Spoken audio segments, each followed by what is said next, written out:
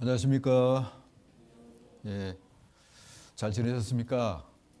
예, 같은 순천권역에 있으면서 또 집회 방문 때 또 이렇게 뵙기도 하고 또 동계 수련회 때도 같이 말씀 들었죠?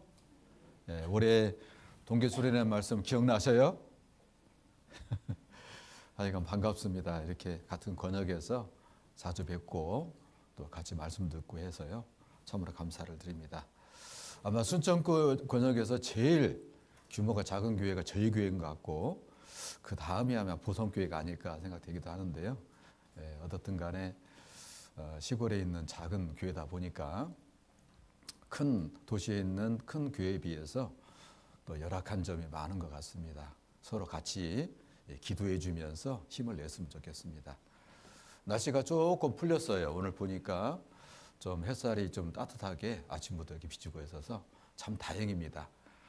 구례는 이번 주간에 15일부터 산수유 축제예요.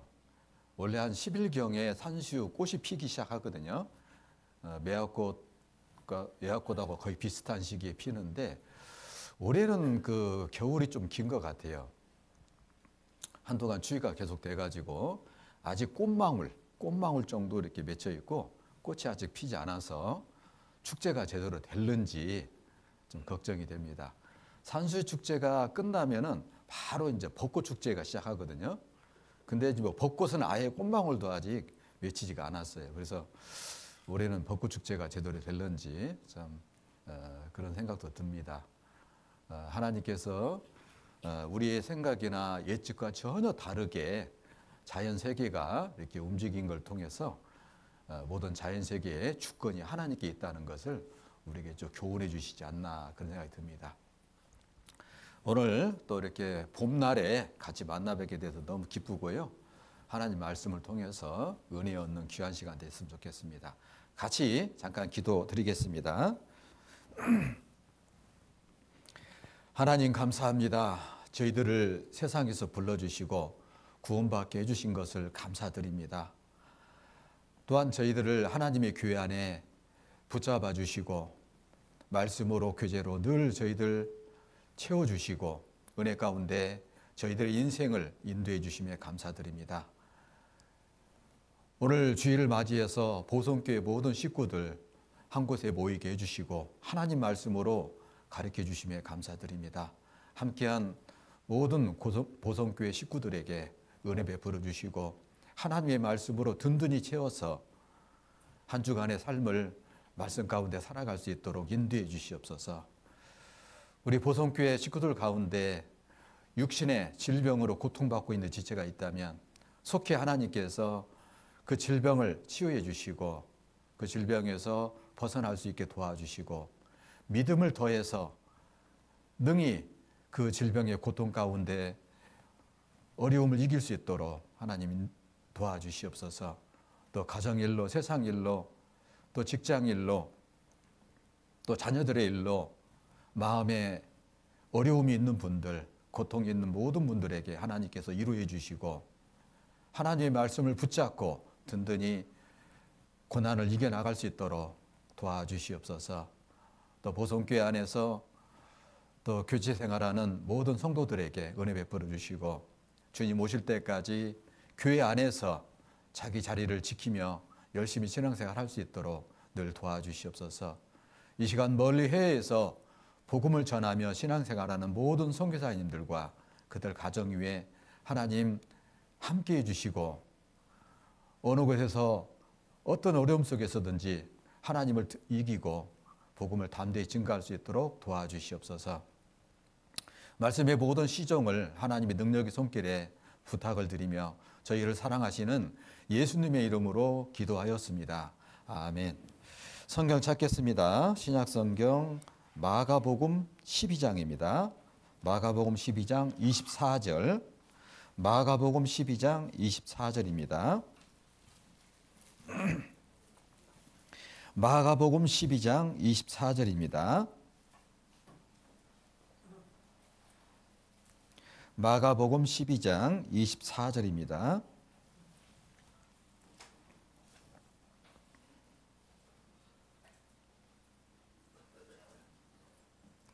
마가복음 12장 24절입니다. 예, 같이 한번 읽어보겠습니다. 예수께서 가라사대 너희가 성경도 하나님의 능력도 알지 못함으로 오해함이 아니냐. 자, 예수님은 하나님의 아들이고요. 하나님과 함께 하나님의 본체시고 형상이십니다. 그래서 말씀으로 천지를 창조하신 태초부터 계셨던 분이고 선지자들을 통해서 말씀을 해주신 분입니다. 말씀이 육신이 되어 우리 가운데 거하심에 그랬거든요. 그런 예수님께서 이 세상에 오셔서 이스라엘 백성들에게 말씀을 가르쳐 주시고 복음을 전해 주셨어요. 자, 그런데도 불구하고 이스라엘 백성들은 그 성경의 저자이시기도 하고 성경을 들려주신 예수님께서 직접 말씀을 하시는데도 여러 가지 오해가 많이 있었던 것 같아요. 예수님께서 너희가 성경도 하나님의 능력도 알지 못하는 거로 오해했다 그렇게 말씀하고 있습니다. 그러니까 성경에 대해서 성경 내용에 대해서 알지 못했다. 알지 못했다는 것은 무지했다는 거고요. 잘 알지 못했다는 거. 오해했다는 것은 잘못 이해했다 그런 뜻이겠죠. 무지와 오해. 예수님 당시에 성경의 저자인 예수님께서 직접 성경을 설명해 주는데도 사람들은 제대로 알지 못하고 깨닫지 못한 부분이 있었다라고 하는 겁니다. 그래서 예수님께서 이제 그거를 해결해 주기 위해서 그 다음 구절의 내용을 가지고 설명을 해 주시는 내용인데요. 예수님 당시에 이런 무지와 오해는 이스라엘 민족으로 끝나지 않고 하나님의 자녀였고 아브라함의 후손이었고 택한 백성이었던 이스라엘 민족으로 끝나지 않고 오늘날 우리 시대에도 많은 성경의 가르침이 있고 성경이 전해져서 또 복음이 전해지고 있지만은 무지와 오해는 오늘날에도 동일하게 있을 수 있다라고 생각합니다. 그래서 오늘은 이제 전도에 대한 오해와 이해라는 제목으로 좀 말씀을 드리고자 합니다. 구례 같은 경우는 이제 보성도 비슷한 상황이겠지만은 시골 지역이다 보니까요. 인구가 많지 않잖아요. 그리고 시골 지역이다 보니까 웬만하면 다 아는 사람들이에요. 그렇죠? 특히 읍내에서 활동하고 있는 분들은 거의 다 대부분 자기들끼리 서로 잘 알아요. 저는 잘 모르지만. 예. 자, 그러다 보니까 전도하는 것이 좋은 점도 있지만은 어려운 점도 많이 있어요. 좋은 점은 뭐냐면 아는 사람이 많다 보니까 전도할 거리가 많잖아요. 그죠? 아는 사람이 많다 보니까 말씀 한번 들어보세요라고 말할 수 있는 거리가 많아요. 전도 대상자가 많은 거예요. 아는 사람이 많다 보니까. 그래서 학교도 이제 많지 않으니까요. 학교도 거의 같은 학교에 다니고 그리고 또 같이 성장하고 그런 이제 시골 지역이다 보니까 아는 사람이 많다 보니까 전도하기는 훨씬 쉬워요. 전도할 대상은 많죠. 근데 반면에 어려움도 있어요. 시골 지역이다 보니까. 서로 너무 잘 알다 보니까 어려움도 있어요. 그게 뭐냐면은 조금이라도 잘못된 소문이 나잖아요. 잘못된 소문이 나면 전도하기가 어려운 거예요. 특히 우리 교회에 대해서. 그렇죠? 우리 교회에서 조금이라도 부정적으로 말하는 얘기를 소문을 듣게 되면 사람들은 아예 그냥 선입견을 가지고 안 들으려고 해요.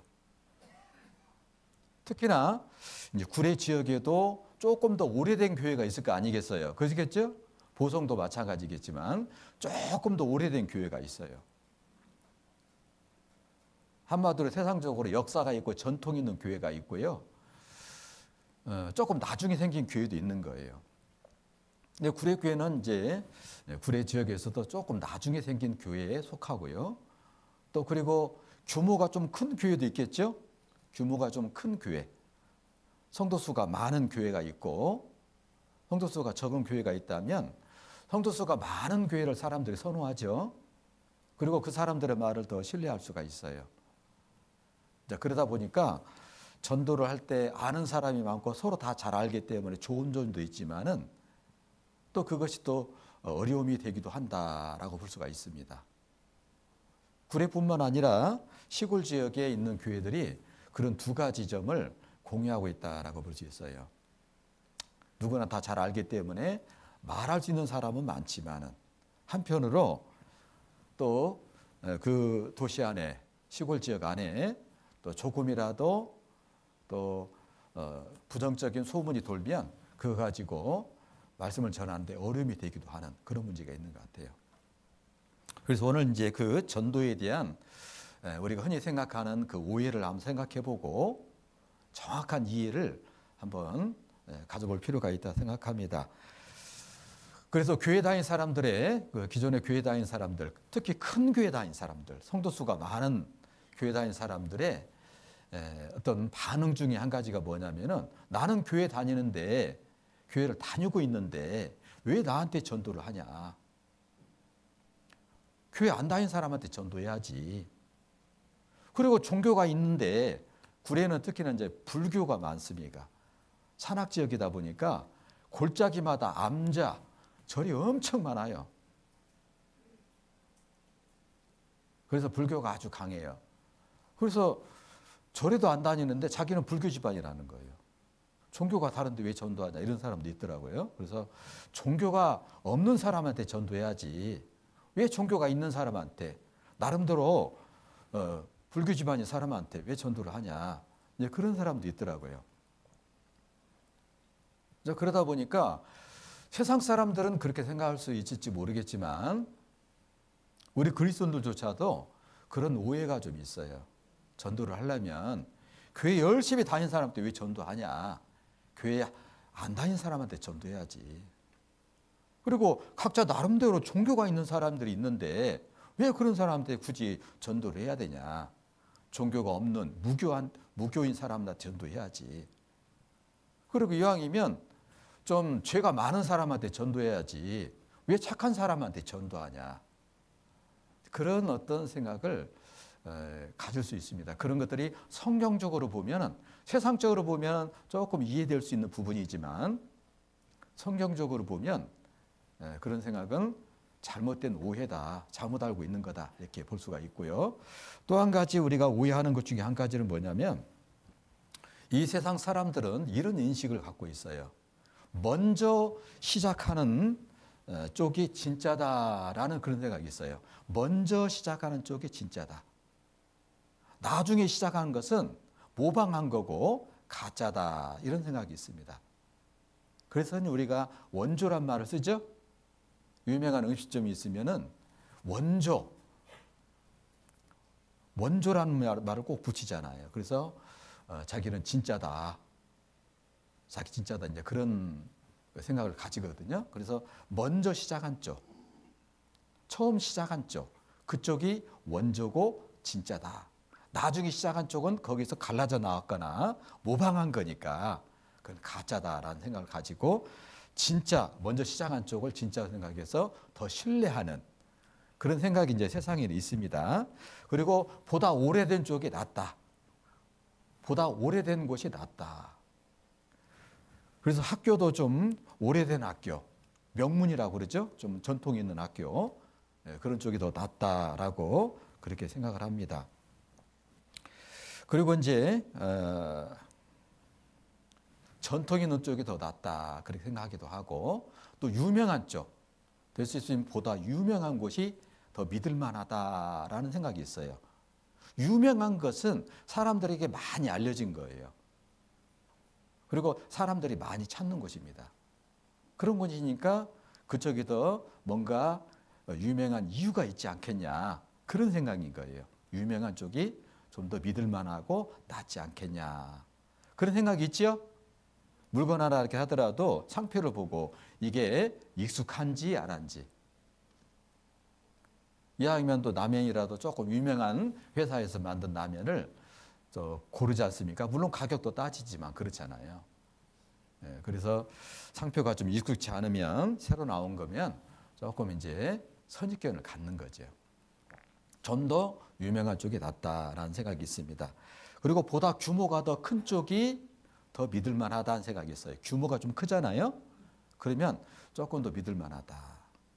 예를 들면 물건을 사더라도 중소기업에서 만든 물건하고요, 대기업에서 만든 물건이 있다면 어느 쪽을 더 선호하셔요?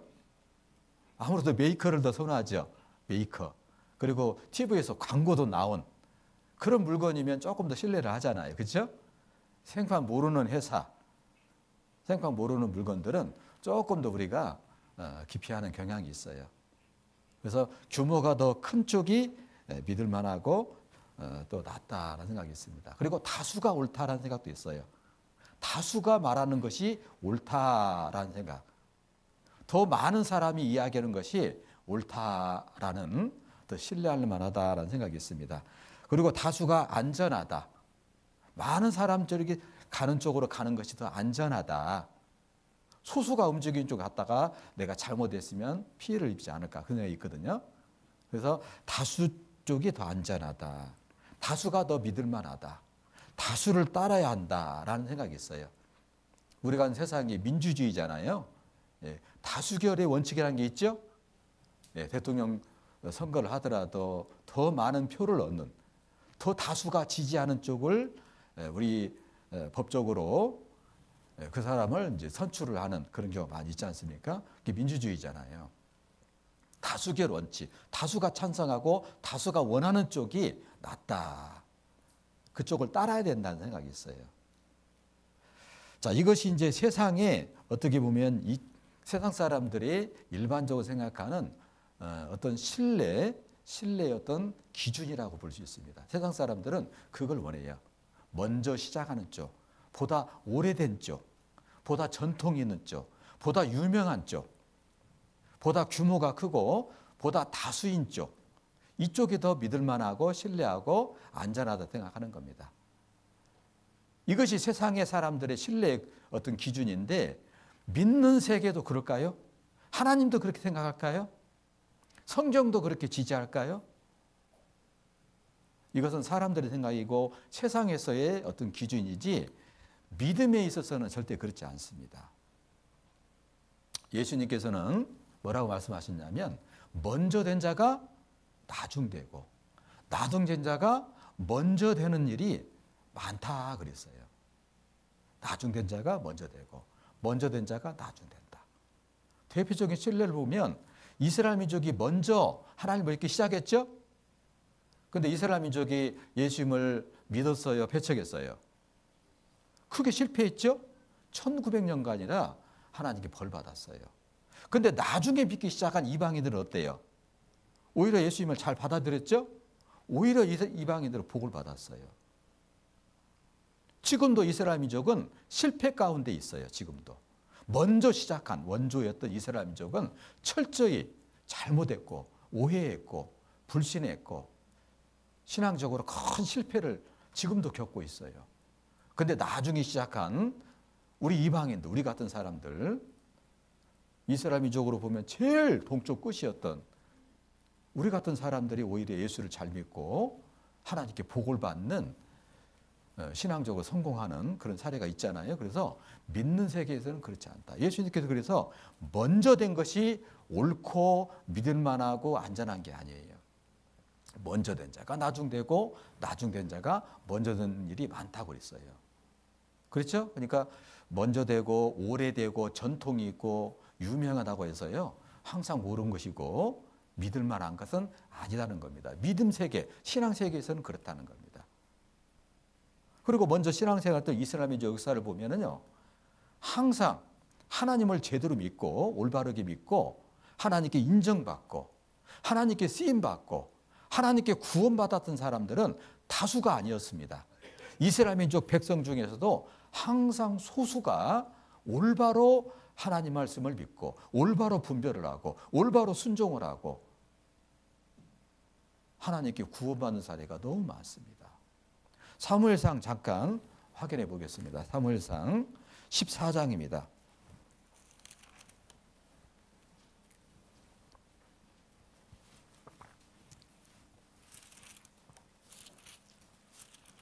사무엘상 14장 6절 보겠습니다.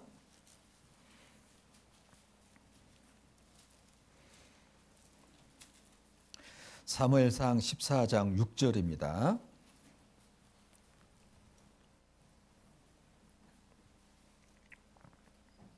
사무엘상 14장 6절 제가 읽겠습니다. 구약성경 427페이지 사무엘상 14장 6절 제가 읽겠습니다.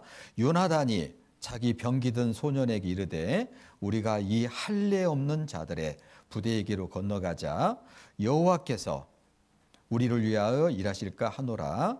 여호와의 구원은 사람의 많고 적음에 달리지 아니하였느니라.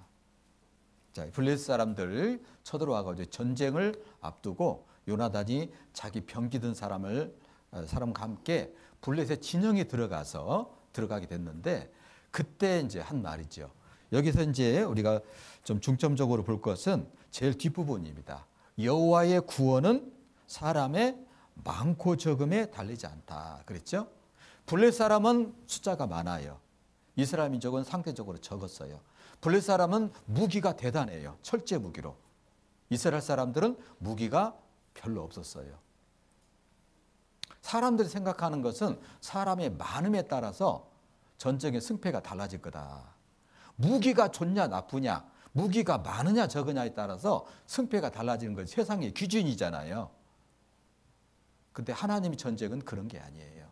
하나님이 함께 하시는 전쟁은 그게 아닌 거예요. 사람의 많고 적음에 달려있지 않아요. 하나님이 함께 하시냐, 하나님이 버리시냐에 따라서 전쟁의 승패가 달라진 거죠. 마찬가지로 신앙생활도 마찬가지입니다. 전도도 마찬가지예요. 사람의 많고 적음에 따라서 하나님이 움직이시는 게 아니고 소수라도 하나님을 제대로 믿는 사람을 하나님이 함께 하시고 구원해 주시고 승리케 해주신다는 것을 우리가 알 수 있습니다. 구례 교회도요, 구례 지역에도 특히 장로교회들이 큰 교회가 많아요. 장로교회들이. 그리고 장로교회들이 더 오래되고요. 역사가 깊어요. 그래서 그 구례 읍내 유지들 있잖아요. 유지들이 대부분 큰 교회를 선호해요. 유지들이. 그래서 힘께나 쓰는, 그죠? 예, 돈도 좀 있고, 그리고 직업도 뭐 고유 공직이 있고, 이제 그런 분들, 유지라고 하는 분들이 대부분 좀 오래되고 큰 교회, 그쪽으로 많이 가요. 근데 그 교회에서 우리 교회가 사실은 복음을 정확히 전하는데도 우리 교회 말씀이 뭔지도 잘 들어보지도 않고 무조건 비난을 해요. 견제를 한다는 거죠. 견제. 왜 그러냐면 자기 교회에서 그냥 제대로 믿지 못하고 나왔다 안 나왔다 한 사람이 우리 교회에서 말씀 듣고 구원받으면 그 교회를 안 가거든요. 그러니까 이상하다는 거죠. 그러니까 이제 우리 교회 전하는 말씀이 어떠냐, 그 말씀이 정확하냐 안 하냐, 정말 하나님이 역사하는 교회냐 아니냐, 이걸 보는 게 아니라 무조건 잘못된 교회라고 그렇게 있지도 않은 얘기를 자꾸 하고 비난하는 겁니다. 근데 교회를 안 다닌 사람들 입장에서는 어느 쪽의 말을 더 신뢰하겠습니까? 큰 교회 말씀을 큰 교회 다닌 사람들의 이야기를 신뢰하겠어요? 우리 교회처럼 나중에 생기고 작은 교회 사람들의 말을 신뢰하겠어요? 세상 사람들의 어떤 인식은 그런 거잖아요. 예, 좀 더 유명하고 오래되고 규모가 큰 교회 사람들이 오히려 더 하는 말이 더 신뢰하게 되고 그런 경우가 많아요. 다수 쪽의 말을 더 신뢰하고 따라가는 경향이 있다는 겁니다. 그러니까 저희 교회 오면은 큰일 나는 것처럼 그렇게 오해를 하고요. 전도를 해도 말씀을 잘 안 들으려고 하고. 그러다 보니까 우리 식구들도 전도를 하면서 괜히 좀 위축이 되는 경우가 꽤 있는 것 같아요.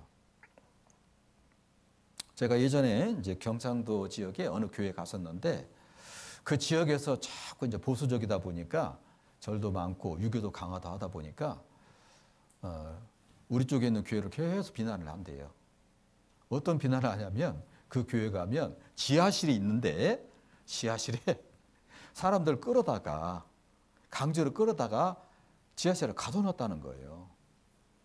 그리고 지하실에 죽은 시체도 많이 있다는 겁니다. 근데 형제님이 뭐라고 한지 아세요? 우리 교회는 지하실이 없습니다. 단층 건물인데 지하실에 사람들 끌어다 놓고 감금해 놓고 죽은 시체가 있고 세상에 그런 일이 없는데 전혀 있지도 않은 얘기를 지어내 가지고요. 그렇게 견제를 하는 거예요. 그게 예수님 당시에도 있었고 지금도 있다는 겁니다. 예수님은 성경의 저자였어요. 성경을 가진 하나님이니까 성경을 가장 정확하게 말씀하는 분이잖아요. 그런데도 예수님 말씀을 들으면서도 오해를 하고 잘 모르니까 자꾸 그걸 책 잡으려고 하고 그런 일이 있었거든요.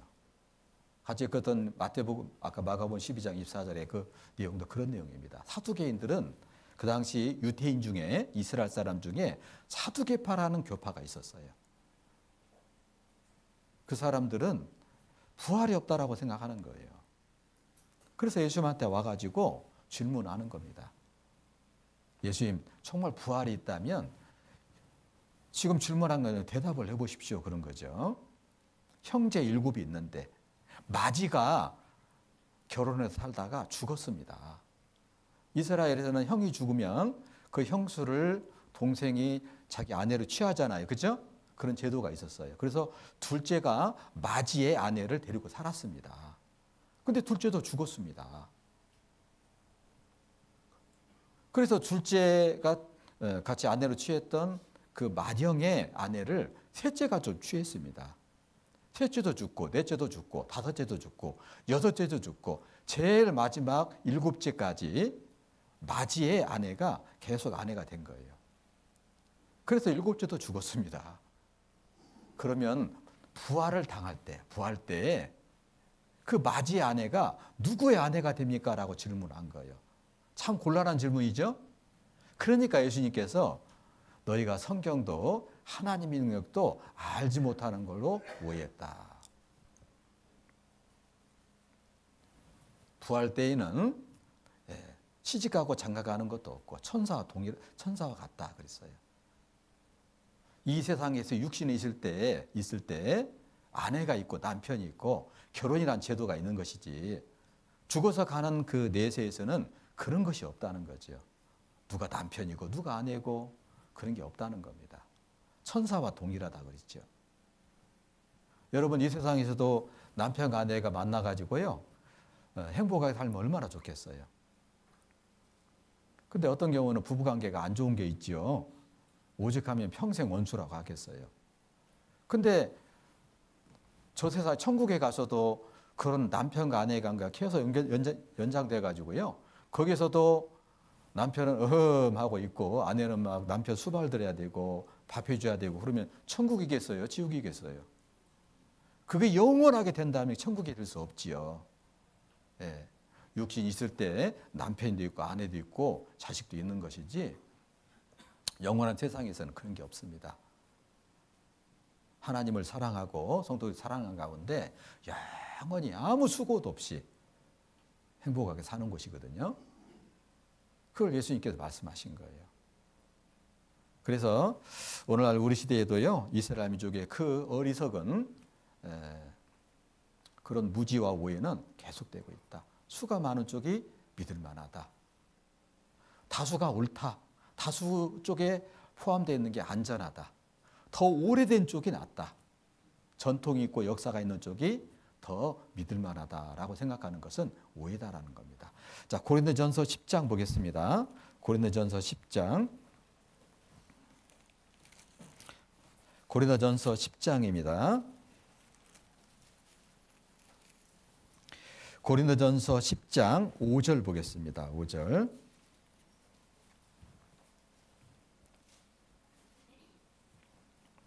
고린도전서 10장 5절. 같이 읽겠습니다. 그러나 저희 다수를 하나님이 기뻐하지 아니하신 고로 저희가 광야에서 멸망을 받았느니라. 이스라엘 민족이 애굽에서 해방돼 나올 때 남자 장정만 60만이었어요. 남자 장정만 60만이었습니다. 근데 그 중에서 그 많은 숫자 중에서 하나님을 정확히 믿고 하나님 말씀을 믿고 하나님을 끝까지 순종한 사람은 두 사람밖에 없었어요. 여호수아와 갈렙밖에 없었습니다. 그 정탐꾼 사건 아시죠? 정탐꾼 12명을 보냈는데 그중에 10명은 하나님이 약속하신 가나안 땅에 들어가면 안 된다. 우리는 거기 들어가면 밥이다. 우리는 그들 앞에 메뚜기 같다. 그러면서 반대를 했죠. 근데 여호수아와 갈렙은 하나님께 약속하신 것이 반드시 약속하신 거니까 이루어줄 거다. 믿음으로 나아간 거예요. 10명의 정탐꾼은 현실적인 상황, 환경, 사람들의 모습, 숫자 이걸 봤죠. 근데 여호수아와 갈렙은 오로지 하나님 말씀을 믿고 전적으로 믿고 순종하려고 했어요. 그래서 하나님께서 결국에는 그 두 사람 여호수아와 갈렙 하나님을 온전히 제대로 믿고 순종하려고 했던 여호수아와 갈렙은 하나님 약속하신 그 가나안 땅에 들어가게 하고 나머지 60만 명의 대부분의 사람들은 광야에서 다 엎드려 죽었죠. 그죠? 다 죽고 나서 2명만 들어갔습니다. 하나님은 저희 다수를 기뻐하지 않는다 그랬어요. 사람 쪽에서는 다수를 더 선호하고 다수 쪽에 더 마음을 싣고 따라가는 입장이지만 하나님은 그렇지 않다는 겁니다. 하나님은 사람의 다수를 보고 그걸 인정해 주고 그쪽으로 하나님께서 역사해 주고 그런 건 아니라는 겁니다.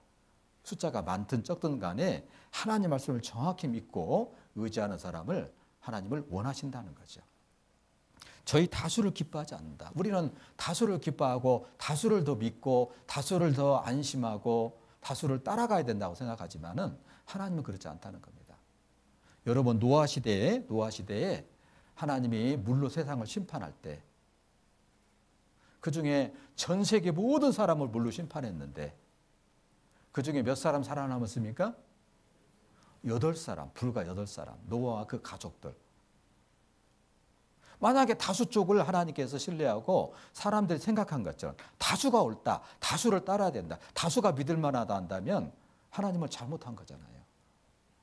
그런데 다수는 멸망하고 다수는 잘못 알았고 잘못 믿었고 잘못 행동해서 실패했고 그중에 극소수 8명만 하나님의 구원을 받은 거예요.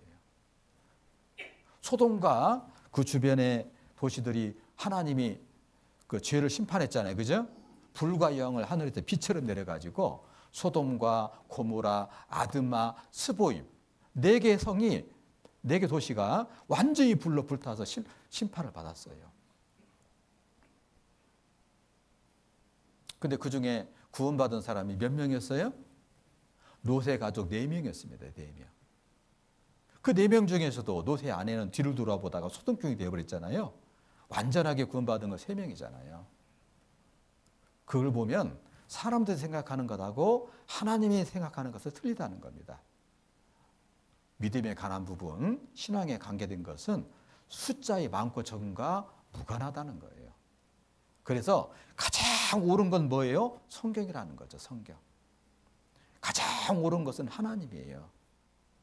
믿는 세계에서는요, 사람의 많고 적음, 규모가 크고 적음, 먼저 됐냐 나중 됐냐 이것이 중요한 게 아니라 성경이 가장 옳은 거고 하나님이 가장 옳은 거다 라는 것을 우리가 알 수 있고 그것을 따라가야 된다는 것을 우리가 알 수 있습니다.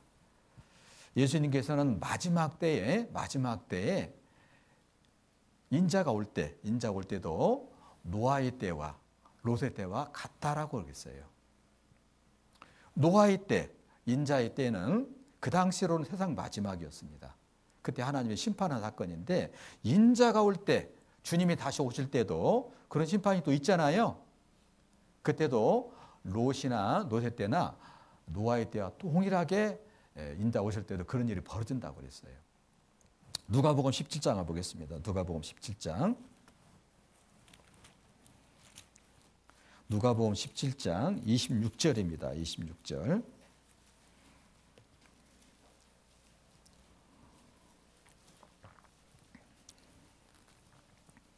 누가복음 17장 26절입니다.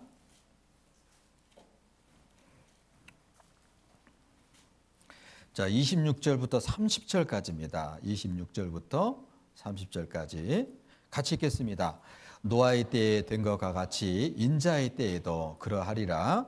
노아가 방주에 들어가던 날까지 사람들이 먹고 마시고 장가들고 시집가더니 홍수가 나서 저희를 다 멸하였으며, 또 롯의 때와 같으리니 사람들이 먹고 마시고 사고 팔고 심고 집을 짓더니, 롯이 소돔에서 나가던 날에 하늘로서 불과 유황이 비오듯 하여 저희를 멸하였느니라.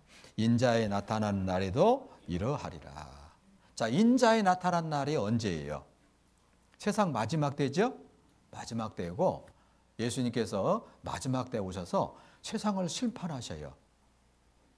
노아의 때에는 물로 심판했지만 이제 동일한 말씀으로 불사르기 위해서 간수하신 바 됐다고 그랬죠? 이제 마지막 때에는 불로 심판한 사건이 있어요.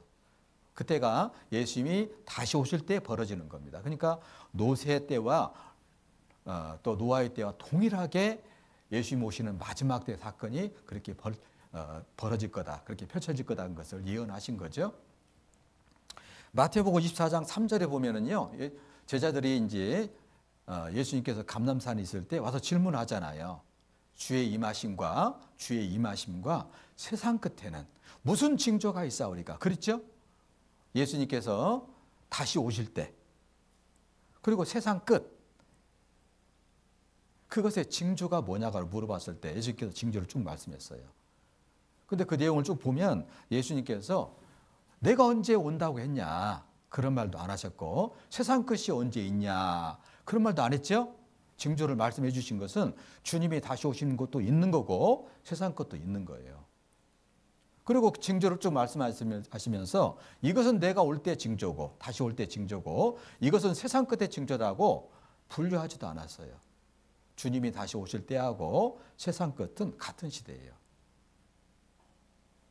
자, 예수님께서 다시 오실 때 세상 끝의 상황이 노아의 때나 롯의 때와 같다라고 하는 것을 생각해 볼 필요가 있습니다. 그것은 뭐냐면 하나님께서 반드시 사람의 죄를 심판할 거라는 겁니다. 이 마지막 때에 다시 한번 동일하게 심판할 거다, 그런 사건이 있다는 거죠. 불로 심판하는 사건이 있는 겁니다. 그리고 두 번째는 갑자기 심판이 임한다는 겁니다. 우리가 같이 읽었던 누가복음 17장의 내용에도 보면은 노아가 방주에 들어가던 날까지, 노아는 하나님 말씀 믿고 구원을 얻기 위해서 방주에 들어가고 있었습니다. 짐을 옮기고. 그 날까지 하나님 안 믿는 사람들은 먹고 마시고 시가 장구하고 자기 일상생활 열심히 하고 있었어요. 롯이 소돔성에서 나오고 있을 때, 롯이 하나님의 심판을 피해서 소돔성에서 나오고 있을 때, 소돔성 사람들은 먹고 마시고 시집가고 장가가고 있었어요. 아무런 변화 없이 일상생활 열심히 부지런히 하고 있었다는 겁니다. 인자가 올 때도 똑같다는 거예요. 그리고 인자의 때에도 그렇다고 하는 것은 뭐를 말하냐면 노아의 때에 하나님의 심판이 있을 때 아주 극소수가 구원받은 것처럼, 롯이 심판받을 때, 롯의 시대에 하나님의 불과 이왕으로 심판할 때도 아주 극소수만 거기서 구원받았던 것처럼 인자가 다시 오실 때도 똑같다는 거예요. 주님이 다시 오실 때 구원받을 사람들은, 들림받을 사람들은 아주 극소수라는 것을 주님은 우리에게 분명히 말씀하고 있어요. 그래서 보성 시내에서 보성교회 식구들은 너무 적고 미약하고 교회도 그렇게 역사가 깊지 않고 그렇다고 해가지고요, 좀 더 오래된 교회, 좀 더 규모가 큰 교회 식구들이 우리 보성교회에 대해서 부정적으로 말한다거나 혹시 잘못 말한다 할지라도요, 우리가 그것 때문에 기죽을 필요가 없어요. 하나님께 인정하시고 구원하시는 사람들은 항상 역사적으로 소수였어요. 하나님은 규모나 전통이나 역사나 사람 수가 많고 적음에 따라서 움직이는 분이 절대 아니에요. 성경대로 믿고 성경대로 살아가는 사람을 하나님이 인정하시고 그 사람들을 구원해 주시고 그 사람들과 함께 하신다는 것을 항상 성경을 통해서 우리에게 보여줬기 때문에 우리는 성경을 근거로 해서 담대하게 복음을 전해야 된다 생각합니다. 그러겠죠? 맞죠? 예. 벌써부터 졸음 모드로 이렇게 왔다 갔다 하시면서 눈을 떴다 가봤다 하시면서 또 말씀을 묵상하면 좋겠어요. 묵상하는 거라면 좋겠는데 예, 혹시나 몰라서 좀 깨우겠습니다. 박수 3번 치겠습니다. 시작. 박수 2번 치겠습니다. 급하시네요. 예, 박수 2번 시작. 자, 박수 1번 시작. 예, 자, 어깨 좀 돌려보세요. 뒤로 5번, 하나, 둘, 셋, 넷, 5번, 앞으로 5번, 하나, 둘, 셋, 넷, 5번. 자, 고개 좀 돌려보세요. 왼쪽으로 3번, 천천히, 천천히.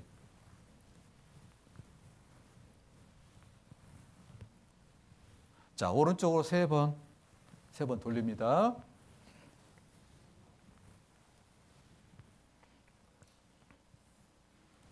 네. 좀 피곤하실 거예요. 저기 어르신들도 보니까요. 날씨가 좋으면 아침 일찍부터 일 한번 하고, 일 한번 밭에 가서 일하고 오신 분도 있더라고요. 얼마나 피곤하시겠어요. 예. 조금 피곤하시지만 힘을 내셔서 잘 들어보시면 좋겠습니다. 자, 그리고 이제 성경적으로 우리가 인간적으로 생각한다면 이스라엘 민족이 우리보다 훨씬 먼저 믿었죠. 그죠? 이스라엘 민족은 지금도 있지만은 이스라엘 민족이 믿고 있는 것을 우리가 유대교라고 말합니다. 유대교. 예. 기독교처럼 유대교라는 그런 종파에 해당되는데 그 이스라엘 사람들을 한번 생각해 보세요. 이스라엘 사람들은 하나님을 믿는, 하나님 믿고 성경 믿는 부분에 대해서는 이스라엘 민족은 원조입니다. 원조. 그죠? 가장 먼저 시작했어요. 그들은. 하나님은 믿는 것을 가장 먼저 시작한 게 이스라엘 민족이죠. 성경을 가장 먼저 믿기 시작한 게 누구예요? 이스라엘 민족이에요. 원조, 원조. 믿는 세계에서는 원조예요. 그리고 하나님 믿는 역사, 성경 믿는 역사, 신앙생활하는 역사가 가장 오래된 게 누구예요? 이스라엘 민족이에요. 그리고 이스라엘 민족은 하나님의 직접 선지자들을 통해서 하나님의 장자, 하나님의 백성, 하나님의 자녀라고 말했습니다. 그렇죠? 그래서 이스라엘 민족은 하나님을 아버지라고 불렀어요. 맞죠? 예. 이건 하나님이 공식적으로 공인한 거예요. 하나님의 자녀라고. 하나님의 택한 백성이라고. 하나님으로서 직접 그런 말씀을 들은 민족이에요. 그리고 하나님의 임재나 통치나 기적을 직접 경험한 사람들이에요. 그리고 성경을 기록한 사람들이죠. 성경을 이스라엘 민족의 구약 성경을 다 기록했습니다. 성경을 직접 기록하고 보존하고 전해준 사람들이에요. 그리고 그들은 하나님에 대한 제사가 있었고 예배가 있었고 절기를 꼬박꼬박 지키고 안식일을 지키는 그런 사람들이니까요. 인간적으로 생각하면 이스라엘 민족이 가장 믿을 만하죠. 원조고 믿음의 역사도 가장 오래됐고 성경도 기록했고 하나님의 자녀라고 하나님 직접 말씀했고 선지자들도 많이 보내줬고 인간적으로 보면 이스라엘 민족은 가장 먼저 믿기 시작한 사람이고 원조이기 때문에 이스라엘 정통하면 이스라엘 민족이에요. 정통하면 믿음의 세계에 있어도 정통하면 이스라엘 민족이어야 돼요. 그리고 이스라엘 민족은 가장 신뢰할 만해요. 인간적으로 본다면 그런 기준으로 본다면 좀 더 오래됐고 가장 먼저 시작했고 하나님께 직접 하나님 자녀가 인정받았으니까 택한 백성이 인정받았으니까 가장 인간적으로 보면 신뢰할 만하죠. 그러면 이스라엘 민족이 항상 올바르게 믿었습니까? 항상 이스라엘 민족은 틀린 게 없었어요? 아닙니다. 인간적으로 보면 가장 원조에 해당되고 역사와 전통이 가장 오래된 민족이지만은 이스라엘 민족은 실패를 많이 겪었습니다. 하나님 앞에 오류가 많았어요. 하나님께 잘못된 믿음이 많았고 하나님께 불순종하고 범죄하는 일이 너무너무 많았습니다. 에레미야서 5장 보겠습니다. 에레미야서 5장. 예레미야서 5장입니다.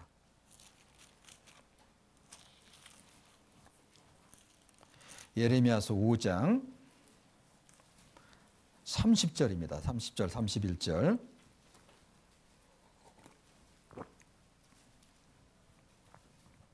예레미야서 5장 30절, 31절입니다.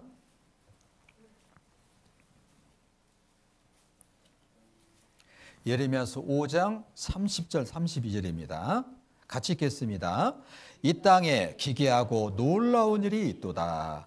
선지자들은 거짓을 예언하며 제사장들은 자기의 권력으로 다스리며 내 백성은 그것을 좋게 여기니 그 결국에는 너희가 어찌하려느냐. 이스라엘 민족이 원조고 하나님 믿고 성경 믿는 예배 드리는 것에 가장 오랜 역사를 갖고 있다면, 인간적으로 보면 가장 신뢰할 만하고 가장 안전하고, 그런데 이스라엘 민족은요, 그럼에도 불구하고 많은 오류, 잘못된 게 있었어요. 그래서 여기 보면 선지자들은 거짓을 예언하며 제사장들은 자기 권력으로 다스리며 내 백성은 그것을 좋게 여기니, 함께 이스라엘 민족 전체가 다 썩어버린 거예요. 그래서 조금 더 오래됐고 조금 더 전통이 있고 역사가 있다고 해서 그게 인간적으로는 더 나을 수 있다 생각하지만 신앙적인 면에서는 그렇지 않다는 겁니다. 그게 진정한 옳고 그름을 판단하는 기준이 될 수 없다는 거예요. 예레미야 7장입니다. 예레미야 7장 23절 보겠습니다. 23절. 7장 23절입니다.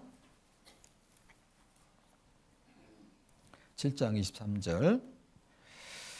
제가 읽겠습니다. 7장 23절에서 26절까지 제가 읽겠습니다. 오직 내가 이것으로 그들에게 명하여 이르기를. 여기서 이제 그들은 이스라엘 민족입니다.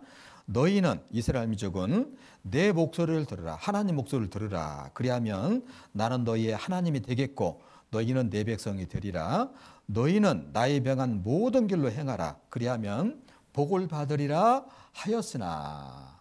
자, 24절, 24절부터 26절까지 같이 읽겠습니다. 그들이 청종치 아니하며 귀를 기울지도 아니하고 자기의 악한 마음에 깨와 강팍한 대로 행하여 그 등을 내게로 향하고 그 얼굴을 향치 아니하였으며 너희 열조가 애굽 땅에서 나온 날부터 오늘날까지 내가 내 종 선지자들을 너희에게 보내었을 때 부지런히 보내었으나 너희가 나를 청종치 아니하며 귀를 기울이지 아니하고 목을 굳게 하여 너희 열조보다 악을 더 행하였느니라. 가장 오래된 역사를 가진 이스라엘 민족, 원조에 해당되는 이스라엘 민족도 이렇게 잘못했습니다. 여러 번 잘못되고 반복해서 하나님께 벌받은 역사가 많아요. 그리고 이스라엘 민족 중에서도 대다수가 실패하고 아주 극소수가 하나님 말씀을 제대로 믿고 순종한 사례가 많습니다. 모세 시대에 가데스 바네아라는 광야에서 이동하다가 가데스 바네아라는 지역에서 큰 문제가 한번 터집니다. 고라라는 사람이 모세 아론에게 반기를 듭니다. 대적을 해요. 너희만 하나님을 봤냐? 너희만 하나님께 쓰임받는 종이냐? 자, 그러면서 모세 아론의 권위에 도전을 합니다. 고라라는 사람이. 근데 고라가 누구냐면 모세 아론의 사촌이에요. 사촌지가니까 육신적으로는 굉장히 가깝겠죠? 어렸을 때 같이 이렇게 놀고 컸던 사람인데 오늘날 갑자기 이스라엘 지도자가 됐잖아요. 그러니까 시기심이 났겠죠. 지나 나나 똑같은데. 별반 다를 게 없는데 왜 지들이 높아지냐 자꾸. 그래서 시기심이 나고 모세 아론을 인간적으로 권위에 도전해요. 그래가지고 이 고라를 따랐던 사람이 숫자가 250명이 됐어요. 250명. 250명이 함께 당을 지어가지고 무리를 지어가지고 모세 아론을 막 비난하고 성토하는 거예요. 그래서 하나님께서 이제 판결을 내리셔요. 누가 옳은지 그른지. 250대 2입니다. 각기 향로를 하나씩 들고 하나님 앞에 나왔어요. 그래서 하나님께서 옳고 그름을 판결을 하시는데 여러분 같으면 250명이 올까요? 2명이 오를까요? 250명이나 들고 일어나니까 뭔가 이유가 있겠지. 이쪽은 2명밖에 안 되니까 저 사람들이 실수했구만. 그렇게 생각할 수도 있겠죠. 세상은 그렇게 생각합니다. 250명이나 숫자가 훨씬 많기 때문에 그쪽이 옳겠지. 그쪽이 뭔가 이유가 있겠지. 그들이 모세와 아론에게 뭔가 비난하면 뭔가 분명한 잘못이 있을 거야 라고 생각할 거예요. 근데 나중에 하나님께 판결하셨습니다. 250명을 하나님 구원했을까요? 2명을 구원했을까요? 모세와 아론을 구원하고 250명은 땅이 쫙 갈라지게 해가지고 산채로 음부에 들어가겠다고 그랬어요. 이스라엘 백성 앞에서 정말 무시무시한 사건이 벌어진 거예요. 땅이 갑자기 쫙 갈라져가지고 250명이 산채로 들어갔어요. 여러분, 세상에서는 숫자가 많고 규모가 크고 유명한 사람이 떠들고 하면 사람들이 다 그쪽에 귀를 기울이고 뭔가 이유가 있겠지, 뭔가 잘못이 있겠지라고 생각해요. 근데 믿는 세계에서는 그렇지 않습니다. 믿는 세계에는 성경이 가장 옳은 거고 하나님이 가장 옳은 거예요. 우리는 성경을 기준으로 해서 판단해야 되고, 비록 숫자가 작다고 해서 위축되거나 뭔가 우리 교회가 문제가 있지 않냐라는 생각을 가지면 안 되는 거예요. 성경을 가지고 정확히 성경대로 믿느냐, 정말 하나님만 믿고 섬기느냐, 이거를 따져봐야지. 사람이 수가 많고 적음, 유명한 사람이 있느냐 적느냐, 유지가 있냐 적냐, 이거 가지고 따지면 안 된다는 겁니다. 자, 그리고 예수님 시대도 마찬가지입니다. 예수님 당시에도요, 대다수 이스라엘 민족이 이스라엘 민족 전체가 다 하나님 믿는 사람들이었는데, 예수님 당시에도 이스라엘 민족 대부분이 하나님 말씀 불순종하고 죄 없는 예수님을 못 박으라 그랬죠? 완전히 실패한 거예요. 사도행전 7장 한번 보겠습니다. 사도행전 7장 51절입니다.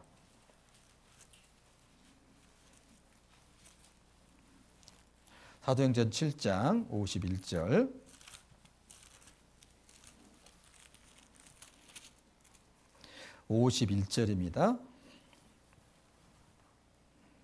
사도행전 7장 51절.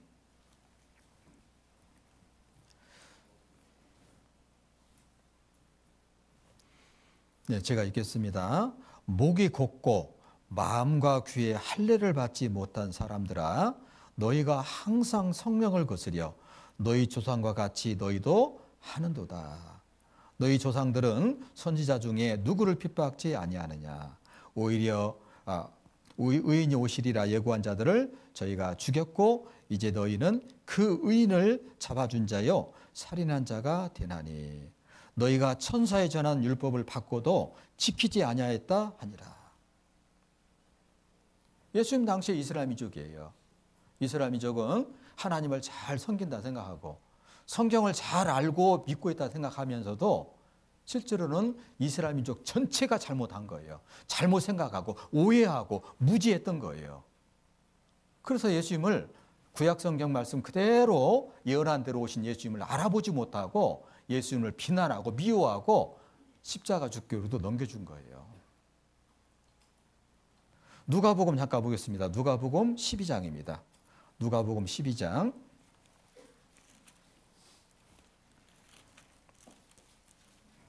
누가복음 12장 32절입니다. 누가복음 12장 32절. 누가복음 12장 32절입니다.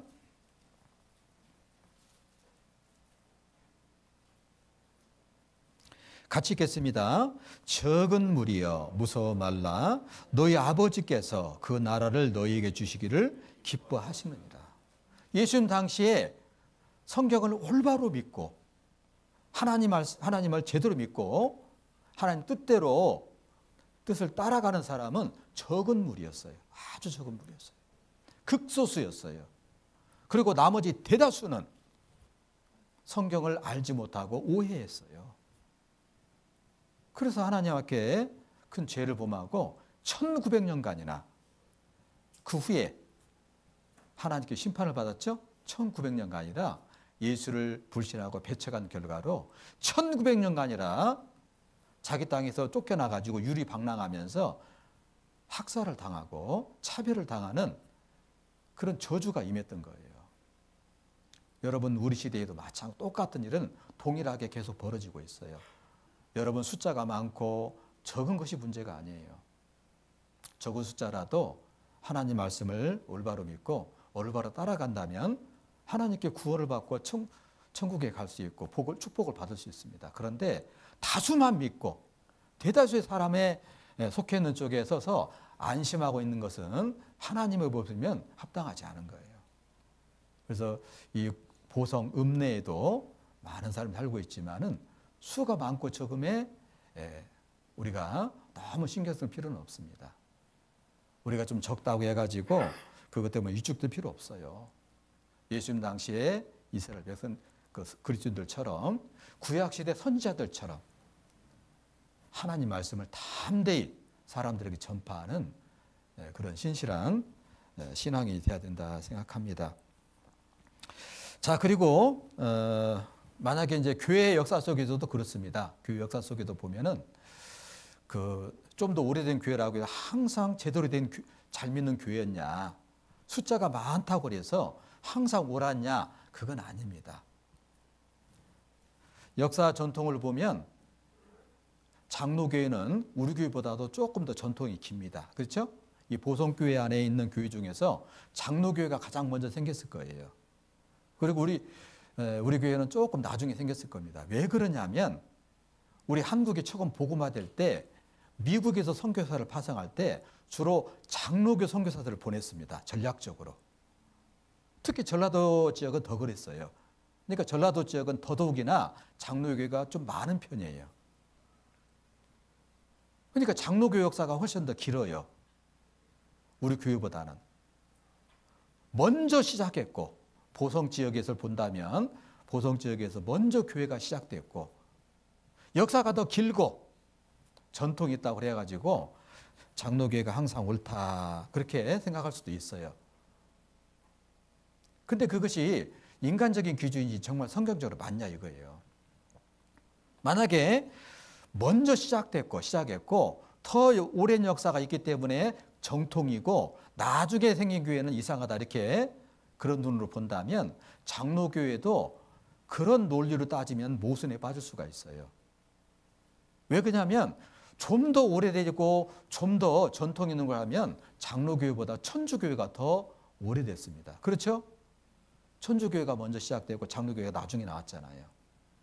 그래서 천주교인들은 어떤 자부심이 있냐면은 이 개신교, 장로교회나 침례교회나 이런 데는 천주교에서 갈라져 나왔다 생각해요. 자기들이 원래 천주교가 있었는데 장로교가 거기서 갈라져 나왔다 그렇게 보는 거거든요. 자기들은 큰 집이래요. 큰 집. 그리고 장로교나 이런 개신교, 침례교나 이런 데는 작은 집이라는 거예요. 그러니까 자기들이 원래 정통이라는 겁니다. 그렇게 천주교인들의 생각이거든요. 장로교회 입장에서 자기들이 먼저 교회가 생겼고 더 역사가 오래됐기 때문에 전통이 있기 때문에 자기들은 정통이고 자기들이 옳다고 진짜라고 말한다면 그런 논리로 따진다면 스스로 모순에 빠진 겁니다. 천주교회는 장로교회가 더 오래됐으니까 천주교회가 더 정통이라고 인정하는 꼴이 될 수 있어요. 그리고 천주교회도 문제예요. 천주교회가 먼저 생겨났기 때문에 역사가 덜 길기 때문에 자기들 정통이라고 생각한다면 그런 논리로 따진다면 천주교회보다 더 오래된 게 유대교잖아요. 유대교. 그렇죠? 이스라엘 사람들. 이스라엘 사람들이 정통이라고 해야 돼요. 왜? 그들은 원조거든요. 더 오래됐거든요. 그렇죠? 그래서 조금 오래됐다, 역사가 있다 하는 것이 신앙의 진위를 가리는, 옳고 그름을 가리는 기준을 될 수 없다는 겁니다. 그런 기준을 따지면 장로교회도 순복음교회도 천주교회도 다 모순에 빠지는 거예요. 결국 유대교만 최고의 전통이다. 그렇게 정통이라고 인정할 수밖에 없는 논리인 거예요. 그리고 두 번째로 규모, 지명도를 자꾸 따져가지고 얼마나 유명하냐, 얼마나 규모가 크냐, 얼마나 성도수가 많냐 가지고 따져요. 우리 교회는 불과 100명 이 정도인데 장로교회는 크거든요. 300명, 400명, 1000명이 넘는 교회도 있어요. 그러니까 작은 교회는 믿을 수 없고, 큰 교회, 원래부터 컸던 교회는 좀 믿을 만하다, 이런 기준이라면 또 문제가 되죠. 우리 교회보다 장로교회가 훨씬 규모도 크고 교회 숫자도 많아요. 교인 수도 많죠?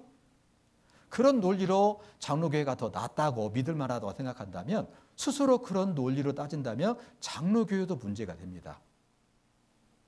여러분, 한국에서는 장로교회가 제일 많고 교회도 많고 제일 숫자가 많죠? 근데 미국에서도 그래요? 전 세계에서도 그래요? 아닙니다. 미국에 가면 장로교회는 랭킹 5위밖에 안 돼요. 장로교회보다 훨씬 많은 것이 침례교회거든요. 그러면 미국에서는 침례교회가 정통이고 더 믿을 수 있고, 장로교회는 상대적으로 덜 믿을 만하냐, 그런 논리의 모순이 생기는 거잖아요. 그리고 전 세계적으로 본다면은 이 장로교회보다 훨씬 많은 게 순복음교회입니다. 침례교회고, 침례교회보다 훨씬 더 많은 게 순복음교회예요. 그리고 순복음교회보다 더 많은 게 천주교회거든요. 규모와 숫자로 따져서 많고 규모가 크면 더 믿을 만하고 신뢰할 만하다, 그게 아닌 겁니다. 그래서 장로교회가 만약에 숫자가 많고 자기들이 훨씬 더 수가 많으니까 자기들이 옳다, 더 많은 쪽에 더 믿을 만하지 않냐, 그렇게 따진다면 장로교회는 스스로 천주교회보다 못하다는 결론이 나오거든요. 그리고 천주교회보다 훨씬 더 숫자가 많은 게 이슬람교회예요. 천주교가 13억, 이슬람교가 19억입니다. 19억. 이슬람교도 성경을 일부 코란에 집어넣어서 인정하고 있거든요. 그러면 이슬람교가 규모 면에서 숫자 면에서 훨씬 더 많으니까 가장 믿을 만하고 신뢰하고 하다면은, 안전하다면 이슬람교가 가장 옳다고 주장하나 마찬가지죠. 그래서 장로교회나 이런 쪽도 규모나 숫자만 가지고 따진다면 스스로 모순에 빠질 수가 있어요. 그리고 예수님은요, 복음을 전할 때 하나님의 택한 백성이고 하나님의 자녀이고 또 아브라함의 자손이라고 자부했던, 이미 하나님을 믿고 있고 성경을 다 믿고 있다고 했던 이스라엘 민족에게도 복음을 전했어요. 요즘 우리 시대에 보면 안 믿는 사람에게 복음을 전해야 되지, 교회 안 다니는 사람한테 전해야지, 종교가 없는 사람에게 전해야 되지, 그러잖아요. 근데 예수님은 안 가리고 이미 믿고 있다고 하는 이스라엘 민족, 원조로 아가는 이스라엘 민족에게도 동일하게 복음을 전하고 다녔어요. 그거 아시죠? 이미 하나님을 믿고 하나님의 택한 백성이라고 스스로 자부했던 이스라엘 민족에게도 예수님은 전부 다 복음을 전했습니다. 그리고 제자들에게도 이스라엘 민족뿐만 아니라 이방인까지 다른 종교를 믿고 있는 모든 사람에게 다 복음을 전해야 된다고 그렇게 명령을 했습니다. 그게 하나님의 뜻인 거예요. 그래서 우리도요, 믿고 안 믿고, 현재 믿고 안 믿고를 떠나가지고, 교회를 다니고 안 다니고를 떠나가지고, 현재 종교가 있냐 없냐를 떠나가지고 모든 사람에게 복음을 전하는 것이 하나님 뜻에 순종하는 거예요. 마가복음 1장 보겠습니다. 마가복음 1장 14절입니다. 마가복음 1장 14절입니다.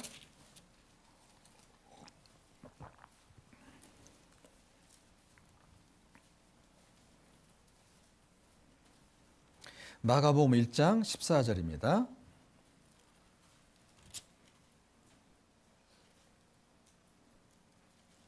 마가복음 1장 14절 15절 같이 읽겠습니다. 요한이 잡힌 후 예수께서 갈릴리에 오셔서 하나님의 복음을 전파하여 가라사대 때가 찼고 하나님 나라가 가까웠으니 회개하고 복음을 믿으라 하시더라. 자, 38절 한번 볼까요? 38절 39절입니다. 38절 39절 같이 읽겠습니다. 이르시되 우리가 다른 가까운 마을들로 가자.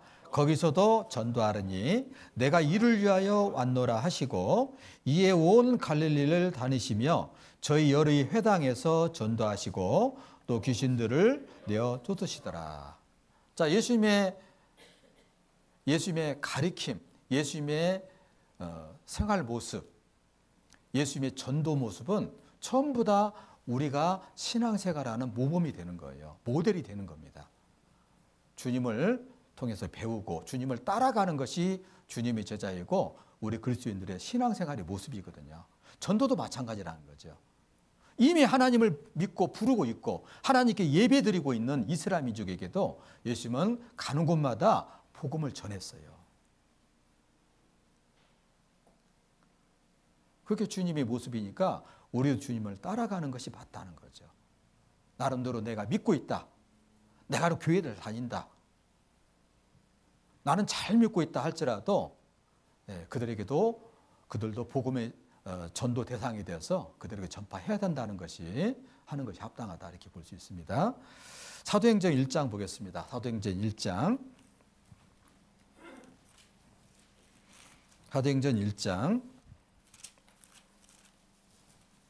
1장 8절입니다. 8절.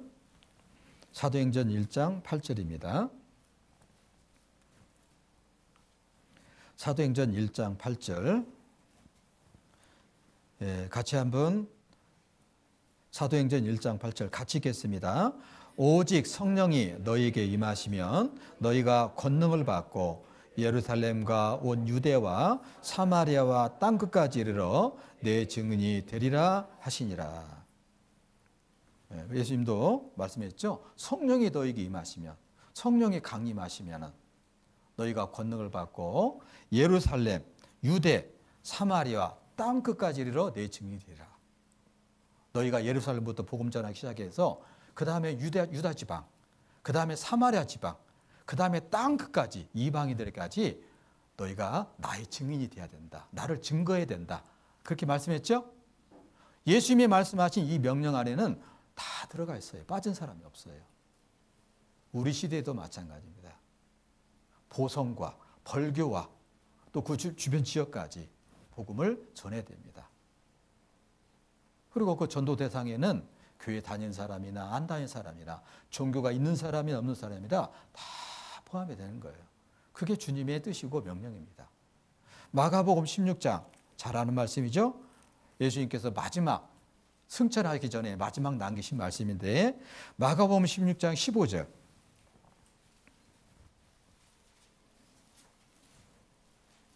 마가복음 16장 15절입니다. 마가복음 16장 15절입니다.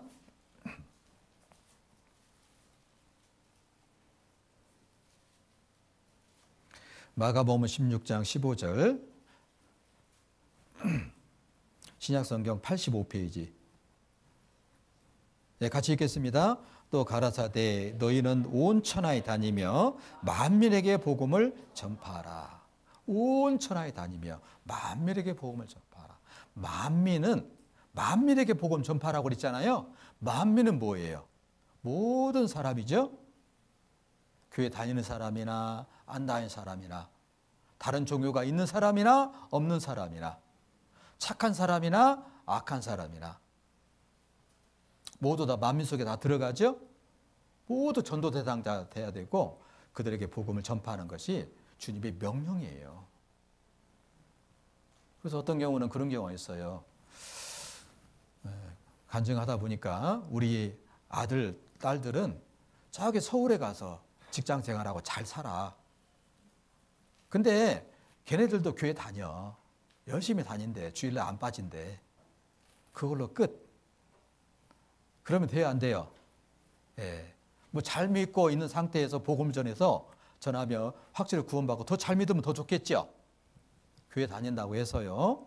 열심히 다닌다고 해서 무조건 전도해서 예외가 되고 그러면 안 돼요. 일단은 우리 말씀을 듣고 성경을 통해서 복음을 확실히 듣게 되면 이미 구원받은 사람이라면 더 신앙생활을 열심히 할 수 있는 기회가 돼요.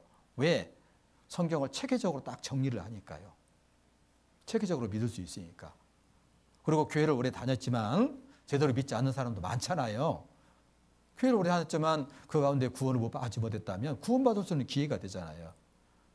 그러니까 무조건 뭐 종교를 갖고 있다, 현재 교회 다닌다 해서요, 전도하면 안 된다, 그런 생각은 가지면 안 되는 겁니다. 그것은 내 생각이지 하나님의 뜻은 아니라는 거예요. 사도행전 잠깐 보겠습니다. 사도행전 18장입니다. 사도행전 18장입니다. 사도행전 18장 24절입니다. 24절. 사도행전 18장 24절입니다. 사도행전 18장 24절 신약성경 219페이지 219페이지 제가 읽겠습니다. 알렉산드리아에서 난 아볼로라 하는 유대인이 에베소에 이르니 이 사람은 학문이 많고 성경에 능한 자라. 그가 일찍 주의 도를 배워 열심으로 예수에 관한 것을 자세히 말하며 가르치나 요한의 세례만 알따름이라. 26절 같이 읽겠습니다. 그가 회당에서 담대히 말하기를 시작하거늘 브리스가와 아골라가 듣고 데려다가 하나님의 도를 더 자세히 풀어 이르더라. 아볼로라는 사람이 있었는데 학문이 많고 배운 게 많은 거, 이 사람. 뭐 대학교도 나오고 석사도 하고 또 박사도 하고 유학도 다녀오고 학문이 많았어요. 그리고 성경에 능한 자예요. 성경에 능하다는 것은 성경 지식에 아주 해박하다는 거예요. 그렇죠? 성경을 너무 많이 읽었고 너무 많이 알고 있는 거예요. 그리고 여기 25절에 보면 그가 일찍 주의 도를 배워. 이 주의 도라는 것은 주님에 관한 말씀을 가리켜 복음을 말합니다. 주의 도를 이 사람이 배워본 적이 있는 거예요. 복음 말씀을 들은 적이 있는 거예요. 열심으로 예수에 관한 것을 자세히 말하며 이 사람이 예수님에 관해서 막 전하고 다닌 겁니다. 가르치고 다닌 거예요. 누가 보더라도 이 사람은 구원받은 사람이 아닐까 생각할 수 있겠죠? 그런데 이 사람이 이미 복음도 들었고 배웠고 예수에 관해서 사람들에게 가르치고 다니긴 했지만은 문제점이 있었어요.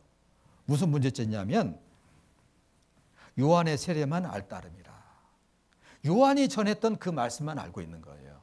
요한은 예수님 오시기 전에, 사역하기 전에 미리 예수님을 증거하기 위해서 사역했던 사람이죠. 이 사람이 예수님을 믿을 수 있는 준비를 한 거예요. 회개의 세례를 베풀었다고 그랬잖아요. 그러니까 회개만 강조하는, 주님을 믿어야 된다는 필요성을 강조하지 예수님에 대해서 정확히 알지를 못한 겁니다. 이 아볼로가. 그래서 평신도했던 브리스가 아골라가 데려다가 복음을 자세하게 설명해 줘가지고 구원받게 한 겁니다.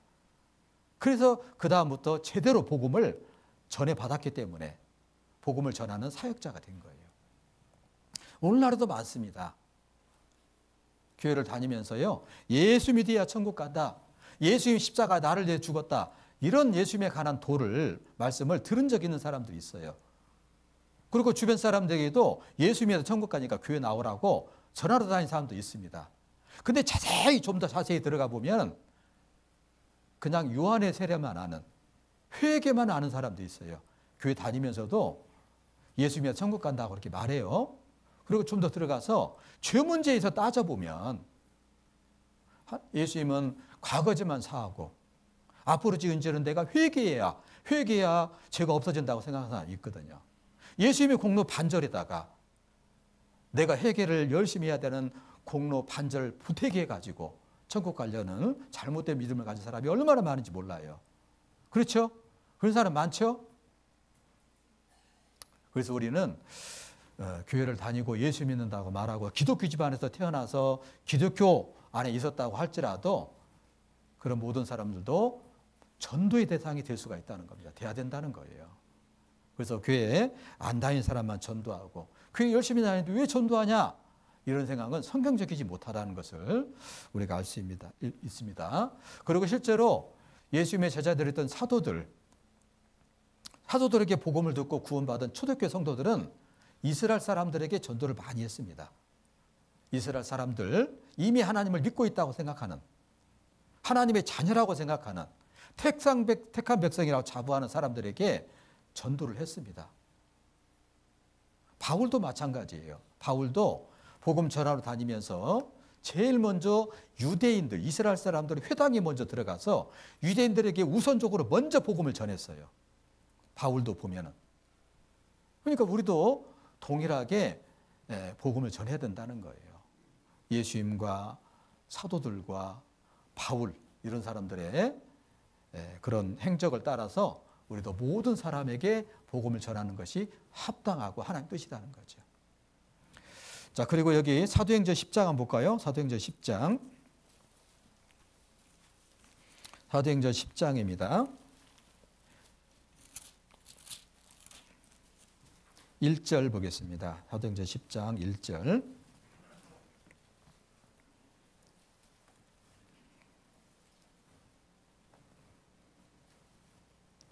제가 읽겠습니다. 사도행전 10장 1절, 신약성경 203페이지.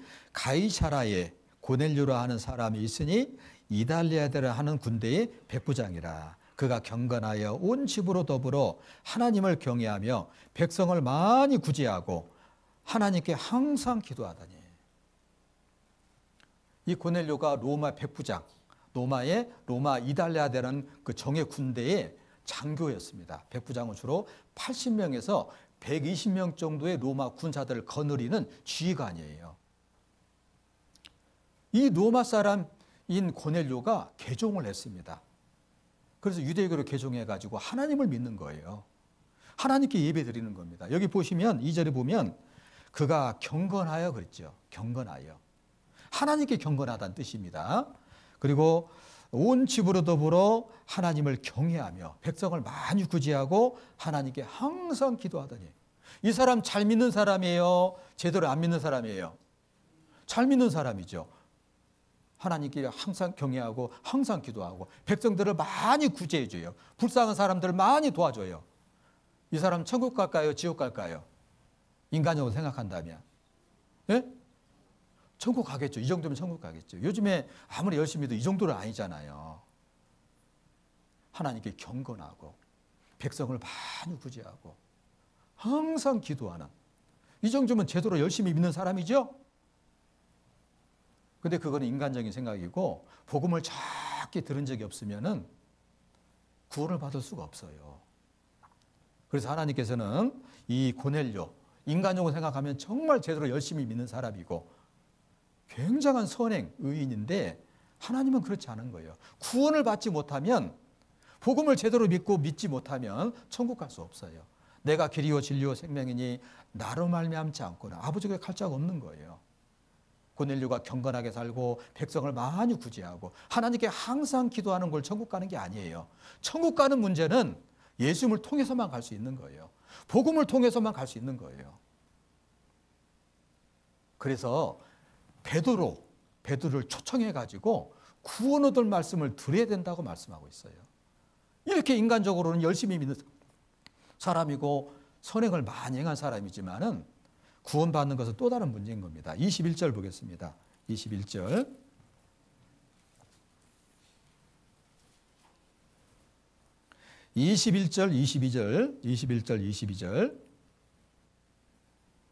같이 한번 읽어볼까요? 베드로가 내려가 그 사람들을 보고 가로되 내가 곧 너희의 찾는 사람이니 너희가 무슨 일로 아느냐? 저희가 대답하되 백부장 고넬료는 의인이요 하나님을 경외하는 자라. 유대 온 족속이 칭찬하더니 저가 거룩한 천사의 지시를 받아 너를 그 집으로 청하여 말을 드리려 하느라 한대. 여기 보세요. 고넬료는 뭐 어떤 사람? 의인이에요. 인간적으로 의인이에요. 아주 유명한 사람이에요. 의인이에요. 사람들이 그 의인으로 존경받는 사람이에요. 하나님을 경외하는 자고 유대 온 족속에 칭찬하는 사람이에요. 하나님은 유대 온 족속, 이스라엘 백성 전체로부터 칭찬을 듣는 사람이니까요. 이 사람은 인간적으로 보면 흠이 별로 없는 사람이죠. 하나님을 대단히 열심히 믿는 사람이죠. 그렇죠? 인간적으로 도덕적으로도 의인이에요. 이 사람 어디 갈 것 같아요? 천국 갈 갔잖아요. 우리가 아무리 열심히 살아도 이렇게 살겠어요? 보상 모든 사람에게 칭찬받는 사람이 될 수 있어요? 쉽지 않잖아요. 자, 그런데 이 고넬료도 인간적으로는, 도덕적으로는, 종교적으로는 대단한 사람이고 인정받는 사람이고 누구나 다 추앙하는 사람이지만은 구원의 문제는 그렇지 않다는 겁니다. 별도의 문제예요. 그래서 이 고넬료도, 이런 고넬료도 구원 얻을 말씀을 듣지 못하면 천국에 갈 수 없어요. 그래서 베드로를 초청하게 된 겁니다. 사도행전 11장 13절 보겠습니다. 13절.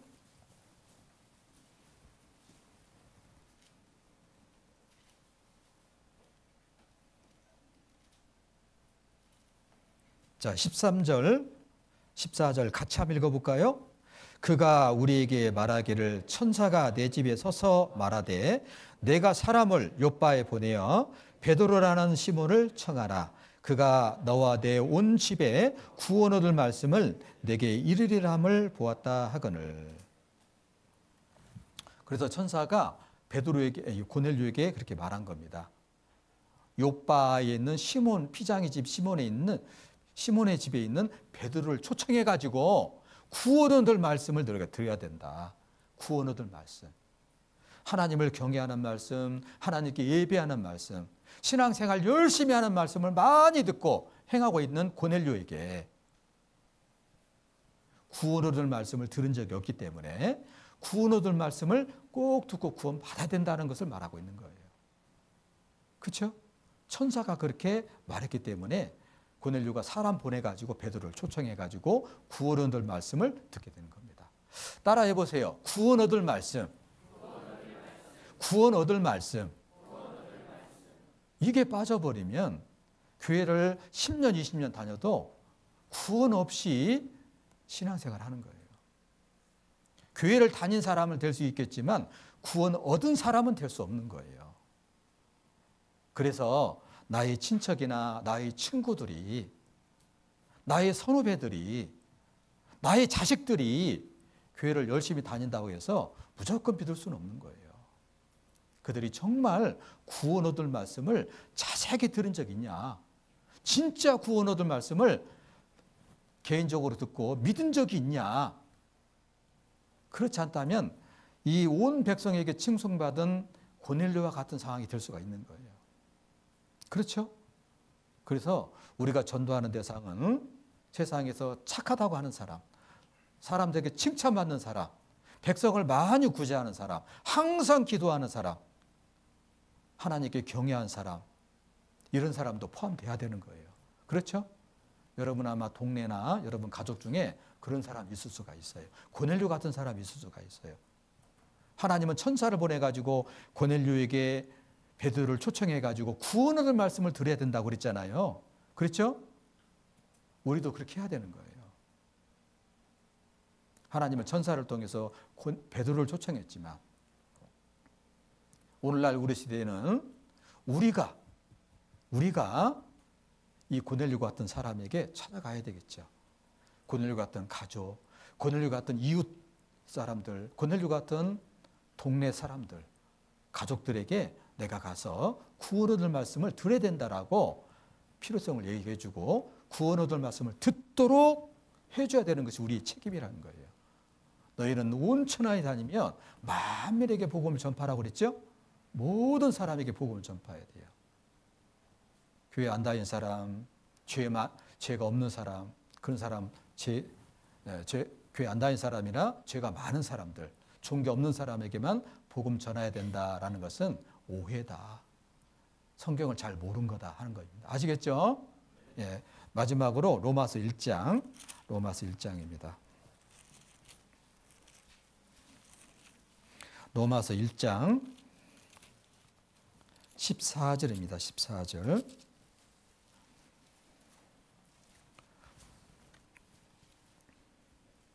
로마서 1장 14절입니다. 14절, 15절입니다. 14절, 15절입니다.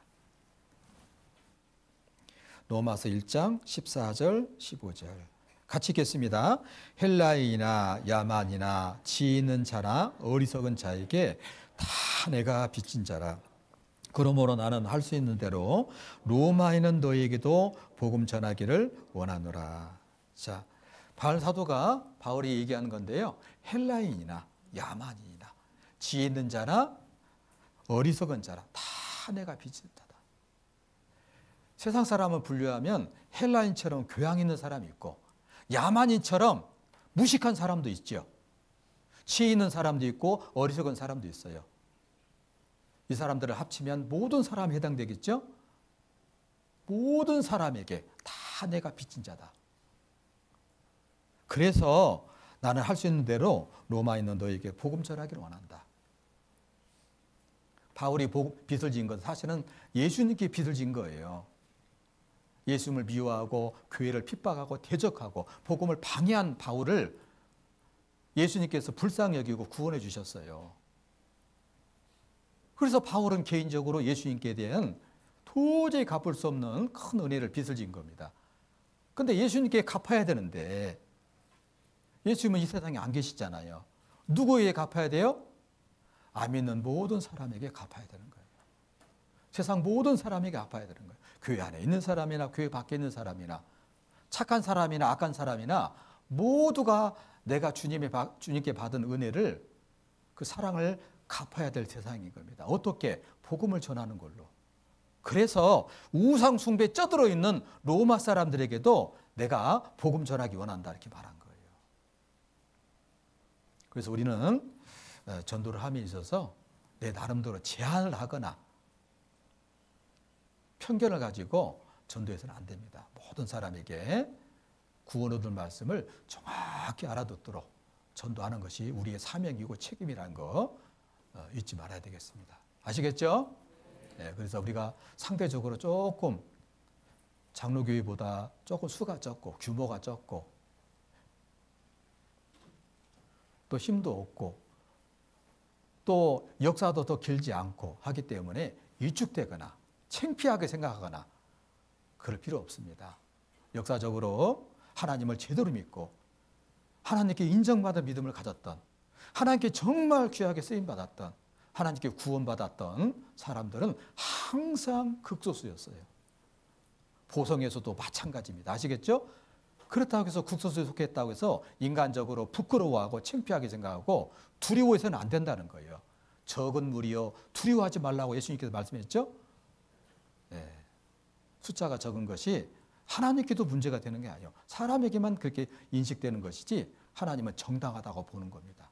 아시겠죠? 네. 그래서 복음을 우리가 갖고 있는 복음이 너무 정확하고 성경적이기 때문에 자신 있게 담대하게 복음을 꼭 전하시기 바랍니다. 같이 기도하겠습니다.